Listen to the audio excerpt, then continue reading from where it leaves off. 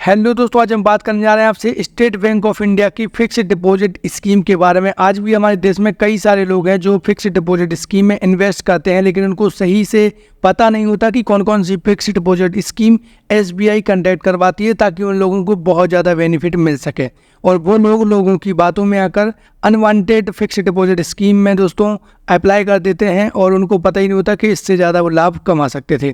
तो आज की जो हमारी वीडियो है बेसिकली इसी टॉपिक को लेकर होने वाली है, जिसमें मैं आपको बताऊंगा कि फिक्स्ड डिपॉजिट स्कीम होती क्या है, कितने प्रकार की होती है, सुविधाएं क्या क्या मिलती हैं, और साथ में दोस्तों इंटरेस्ट रेट चार्ट आपको पढ़ना सिखाऊंगा, ताकि आप पहले खुद सारी चीज़ों को एनालिसिस कर लें, देन आप एफडी करवाएं, जो आपके लिए सबसे ज़्यादा इंपॉर्टेंट होगी। आई होप दोस्तों इतना आपको समझ में आ गया होगा। तो चलिए चलते हैं हम अपने टॉपिक के ऊपर। अगर आपको वीडियो पसंद आए तो मेरे चैनल बैंक को जानो को सब्सक्राइब करना और वीडियो को लाइक करना दोस्तों ना भूलिएगा। तो पहले हम बात करेंगे दोस्तों फिक्स्ड डिपॉजिट के बारे में। फिक्स्ड डिपॉजिट एक ऐसी स्कीम होती है जहाँ पे आप अपने बैंक में या फिर किसी भी कंपनी में जाके डायरेक्ट अपने पैसों को इन्वेस्ट कर सकते हैं, और इसमें आपको एक मैच्योरिटी पीरियड कंप्लीट होने के बाद इंटरेस्ट के साथ पैसे दिए जाते हैं।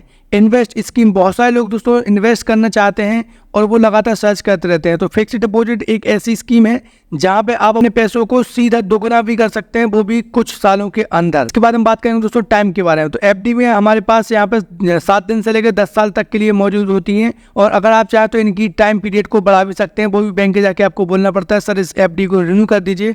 वो 5 साल के लिए 10 साल के लिए अपनी सुविधा के हिसाब से आप उसको एक्सटेंड करवा सकते हैं। इंटरेस्ट ना केवल दोस्तों एफडी में आपको इंटरेस्ट दिया जाता है, बल्कि कंपाउंड इंटरेस्ट दिया जाता है, जहाँ पे आपके पैसे कुछ सालों में, जैसे कि मैं आपको बता चुका हूँ, दोगुने होने की चांसेस हो जाते हैं। तो अगर आप इसमें लंबे समय तक इन्वेस्ट करेंगे तो ऐसा आप जरूर कर पाएंगे। तो ये तो हो गई दोस्तों एफडी के बारे में कि एफडी क्या क्या होती हैं। फिर FD scheme state Bank of India में कौन कौन सी अवेलेबल है, जो आपको जानकारी होना चाहिए, क्योंकि आप इस वीडियो को देखने ही इसलिए आए क्योंकि आप स्टेट बैंक ऑफ इंडिया में एफडी करवाना चाहते हैं।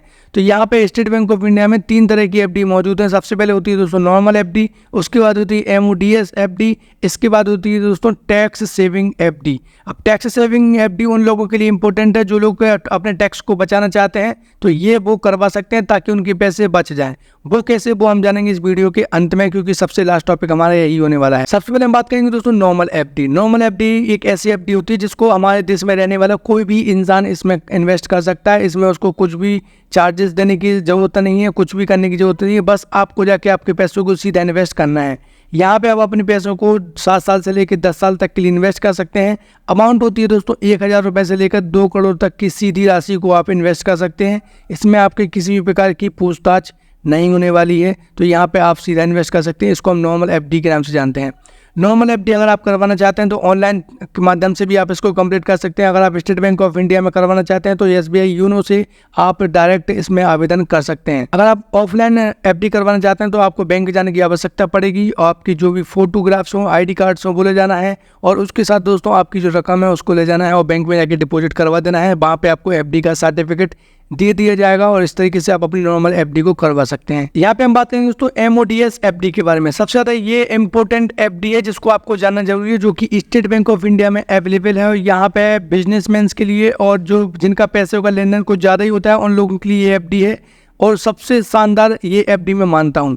यहाँ पे इसका फुल फॉर्म होता है मल्टी ऑप्शन डिपॉजिट स्कीम। यहाँ पे आप दोस्तों 1 साल से लेकर 5 साल तक के लिए इन्वेस्ट कर सकते हैं। अमाउंट है दोस्तों 10,000 रुपये मिनिमम, और 2 करोड़ और इससे मैक्सिमम भी आप इसमें सीधा इन्वेस्ट कर सकते हैं। Link with saving account and current account.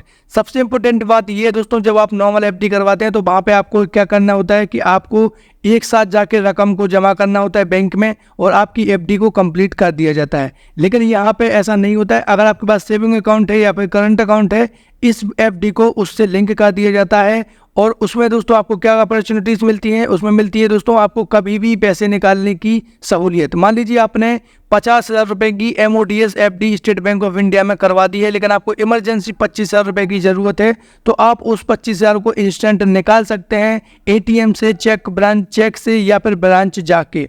और उस जो 25,000 उसमें रकम रह गई है बाकी, उसके ऊपर आपको ब्याज मिलता रहेगा। ये MODS FD का सबसे बड़ा फ़ायदा है जो आपको जानना जरूरी है। अगर आपका पैसे का लेन देन ज़्यादा होता है, आपको लगता है कि पैसे कभी भी हमें ज़रूरत पड़ सकती है, तो आप नॉर्मल FD ना करवा के MODS FD करवा सकते हैं। यहाँ पे दोस्तों आपको एक और जानकारी देना चाहता हूँ कि विड्रॉवल जो होती है यहाँ पे 1,000 रुपये मिनिमम होती है और उसके अराउंड ही आपको करना होता है। जैसे कि 1,000 रुपये, 5,000 रुपये, 10,000 रुपये, तो 1,000 रुपये के मल्टीपल आपको यहाँ पे पैसे निकालने की परमिशन होती है। तो इस चीज़ को आपको याद रखना है। रिमेनिंग अमाउंट जैसा कि मैं आपको ऑलरेडी बता चुका हूँ कि जितना भी पैसा आपने निकाल लिया, मान लीजिए आपने 500 रुपये की FD करवाई, 25,000 निकाल लिया, तो 25,000 रुपये के ऊपर आपको ब्याज मिलता रहेगा। ये आपको दोस्तों जानकारी होनी चाहिए, ताकि अगर आप FD करवाने जा रहे हैं तो आपको हर एक चीज़ से नॉलेज हो, आपको पता रहे कि कौन सी FD क्या होती है। तो ये हो गई हमारी MODS FD। अब हम बात करने वाले हैं दोस्तों सबसे important tax saving FD scheme के बारे में। सबसे ज़्यादा लोग दोस्तों बैंक जाते हैं और उनसे पूछते हैं सर कोई ऐसी FD बताइए जहाँ पे हम इन्वेस्ट भी कर सकें और टैक्स भी बचा सकें। सबसे ज़्यादा गवर्नमेंट एम्प्लॉयज़ और प्राइवेट एम्प्लॉयज़ जिनकी जो इनकम है वो 5 लाख से ऊपर है, तो वो इस तरह की स्कीम में इन्वेस्ट करना चाहते हैं और जानना चाहते हैं इसके बारे में।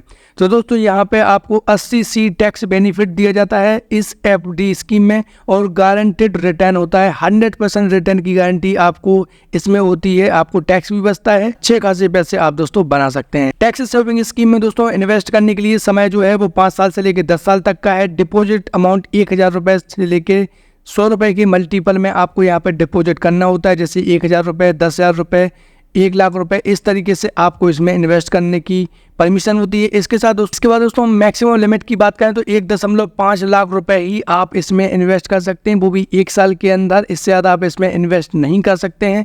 इसके साथ दोस्तों मिनिमम लिमिट की हम बात करें तो 10,000 रुपये से मिनिमम आपको इसमें FD करवानी होती है। तो ये चीज़ आपको पता होना चाहिए। 1.5 लाख रुपए 1 साल में आप इन्वेस्ट कर सकते हैं। इसका मतलब है आप इसमें दूसरी FD करवा सकते हैं 1 साल बाद, ताकि ये आपको जानकारी रहे। और एक और जानकारी मैं आपको देना चाहता हूँ कि मिनिमम 10,000 रुपये तक का टैक्स आप सीधा बचा सकते हैं स्टेट बैंक ऑफ इंडिया की इस स्कीम के तहत। ये आपको पता होना चाहिए और आप इसको 80C के तहत उसमें आप जब इनकम टैक्स का फॉर्म भरें तो उसमें आप ऐड करके वहाँ पे इसको कम करवा सकते हैं।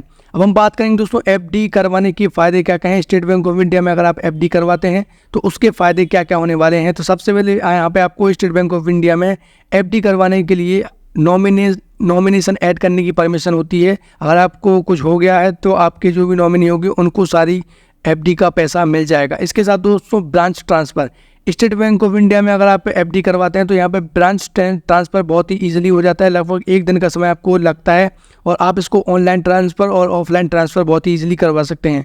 ओवरड्राफ्ट फैसिलिटी की परमिशन आपको दी जाती है। मान लीजिए दोस्तों आपको ऊपर कभी इमरजेंसी फंड की ज़रूरत है और उतने आपके पैसे नहीं हैं तो आप अपनी FD के ऊपर ओवरड्राफ्ट कर सकते हैं और यहाँ पर लगभग 6 महीने पुराना आपका अकाउंट होना चाहिए।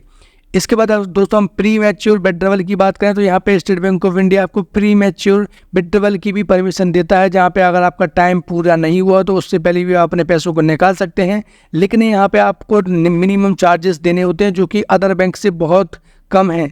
0.5 से लेकर 1% तक का चार्ज आपके टोटल FD के ऊपर आपसे स्टेट बैंक ऑफ इंडिया ले सकता है अगर आप प्री मैच्योर विड्रॉवल करवाते हैं तो। अब हम बात करेंगे दोस्तों फीचर्स के बारे में। स्टेट बैंक ऑफ इंडिया के फीचर्स का क्या है FD के अंदर, तो इंटरेस्ट रिटर्न की हम बात करें तो यहाँ पे आपको मंथली, क्वार्टरली और मैच्योरिटी पीरियड में आप इसके जो इंटरेस्ट का पैसा है वो प्राप्त कर सकते हैं। अगर आप चाहते हैं कि मंथली हमारे अकाउंट में ऐड हो जाए तो मंथली आ जाएगा। क्वार्टरली चाहते हैं तो साल भर में 4 बार आपका पैसा आएगा। हर 3 महीने को एक क्वार्टरली बोलते हैं। तो इस तरीके से दोस्तों 4 क्वार्टर होते हैं तो यहाँ पे हर 3 महीने में आपके पैसे ऐड होंगे। और मैच्योरिटी पीरियड यानी कि जब आपने 1 साल के लिए FD कराई है तो 1 साल बाद ही सीधा आपका यहाँ पे ब्याज इंक्लूड किया जाएगा। तो ये मैच्योरिटी पीरियड यहाँ पे कहलाता है। तो हम बात करें दोस्तों स्टेट बैंक ऑफ इंडिया में जो लोग सर्विस करते हैं तो उनके लिए यहाँ पे एक्स्ट्रा इंटरेस्ट रेट चलती है 0.5 से लेके 1% तक। अब हम यहाँ पे करंट इंटरेस्ट रेट की बात कर लें तो अगर आप 2 से 3 साल के लिए FD में इन्वेस्ट करते हैं स्टेट बैंक ऑफ इंडिया के अंदर तो 7% का रिटर्न आपको मिलता है। और यहाँ पे अगर आप 5 साल से लेकर 10 साल तक के लिए इन्वेस्ट करते हैं तो 6.5% तक का इंटरेस्ट रिटर्न आपको यहाँ पे मिलता है FD के अंदर। तो ये थे स्टेट बैंक ऑफ इंडिया की जो फीचर्स हैं FD के बारे में, वो आपको जानकारी होनी चाहिए। और यहाँ पे हम बात करने वाले हैं दोस्तों लेटेस्ट FD इंटरेस्ट रेट जो करंट टाइम पे 2023 में संचालित है, जिनकी जानकारी आपको होनी चाहिए। अगर आप यहाँ पे दोस्तों 7 से लेकर 45 दिन के अंदर इन्वेस्ट करते हैं तो यहाँ पे 3% का इंटरेस्ट रेट आपको दिया जाता है। अगर आप सीनियर सिटीजन हैं, 60 साल से ऊपर हैं, तो यहाँ पे आपको 3.50 यानी 3.5% का इंटरेस्ट आपको दिया जाता है। अगर यहाँ पे दोस्तों आप 46 दिन से लेकर 180 दिन यानी कि 2 महीने से लेकर 6 महीने के बीच में अगर आप एफडी में इन्वेस्ट करते हैं तो 4.5% का इंटरेस्ट रेट आपको दिया जाएगा। और अगर आप सीनियर सिटीजन है तो 5% का इंटरेस्ट रेट दिया जाएगा। यहाँ पे दोस्तों अगर आप 6 महीने से लेकर 7 महीने के लिए इन्वेस्ट करते हैं, 6 से 7 महीने के लिए, तो 5.5% के हिसाब से आपको इंटरेस्ट दिया जाता है और 5.75 के हिसाब से यहाँ पे आपको सीनियर सिटीजन के ऊपर दिया जाता है। 211 दिन से लेकर 364 दिन यानी कि हम बात करें 6 महीने से लेकर 1 साल तक के लिए अगर आप इन्वेस्ट करते हैं तो यहाँ पे आपको 5.75 से लेकर इंटरेस्ट रेट दिया जाता है और 6.25 सीनियर सिटीजन को दिया जाता है। अगर आप यहाँ पर दोस्तों 1 साल के लिए इन्वेस्ट करते हैं तो 6.80% का इंटरेस्ट रेट आपको स्टेट बैंक ऑफ इंडिया की एफडी देती है। लेकिन यहाँ पे अगर आप सीनियर सिटीजन हैं तो 7.5% के एवरेज आप यहाँ पे आपको रिटर्न प्राप्त हो सकता है। 2 साल के लिए इन्वेस्ट करते हैं तो 7% इंटरेस्ट रेट आपको दिया जाता है। 7.50 इंटरेस्ट रेट यहाँ पे दिया जाता है सीनियर सिटीजन के लिए। 3 साल के लिए इंटरेस्ट रेट, अगर आप 3 साल के लिए स्टेट बैंक ऑफ इंडिया में इन्वेस्ट करते हैं एफडी में तो यहाँ पे 6.5% का इंटरेस्ट आपको रिटर्न किया जाता है और यहाँ पे सीनियर सिटीजन को 7% का इंटरेस्ट रेट यहाँ पे दिया जाता है। 5 साल से लेकर 10 साल तक के लिए यहाँ पे अगर आप इन्वेस्ट करते हैं तो 6.50 का इंटरेस्ट रेट आपको दिया जाता है और अगर आप सीनियर सिटीजन की बात करें तो 7.5% का इंटरेस्ट रेट यहाँ पे आपको दिया जाता है। ये है दोस्तों अमृत कलश योजना, जो कि 400 दिन के लिए स्टेट बैंक ऑफ इंडिया संचालित करती है। इसके लिए दोस्तों हर समय आप आवेदन नहीं कर सकते हैं। स्टेट बैंक ऑफ इंडिया इसको समय समय पर अपने बैंकिंग स्कीम के तहत लाती है जिसमें आप इन्वेस्ट कर सकते हैं। जब कभी भी इसकी लिंक एक्टिवेट होगी तो आपको इसके बारे में ज़रूर जानकारी दूंगा। ये बहुत ही शानदार स्कीम है, इसमें आप सीधा इंटरेस्ट प्राप्त कर सकते हैं 7% का, वो भी यहाँ पे 400 दिनों के अंदर। आप देख लीजिए सबसे ज़्यादा आपको अमृत कलश में ही देखने को मिल रही होगी। तो ये थी जानकारी दोस्तों state Bank of India FD के ऊपर इन्फॉर्मेशन, जिसमें आपको सारी इन्फॉर्मेशन दी गई है एफडी से जुड़ी हुई। तो अगर आप चाहते हैं कि किसी भी एक स्कीम को और अच्छे से समझाऊं, जिसमें नॉर्मल स्कीम है दोस्तों, यहाँ पे टैक्स सेविंग स्कीम है या फिर MODS स्कीम है, अगर आप इसमें चाहते हैं कि इसको और अच्छे से समझाऊँ तो आप हमें जरूर बताइएगा कमेंट बॉक्स में। हम इसको एक एक करके आपको समझाने का प्रयास करेंगे ताकि आप इसमें और अच्छे से समझ सकें। अगर आपको वीडियो पसंद आई हो तो चैनल को दोस्तों सब्सक्राइब करना, वीडियो को लाइक करना ना भूलें। Thanks for watching us. और भी मेरे चैनल्स और वेबसाइट है जिस पे जाके आप अधिक जानकारी प्राप्त कर सकते हैं। मिलते हैं अगली वीडियो में एक नई जानकारी के साथ। आप अपना बहुत ध्यान रखिए। जय हिंद दोस्तों।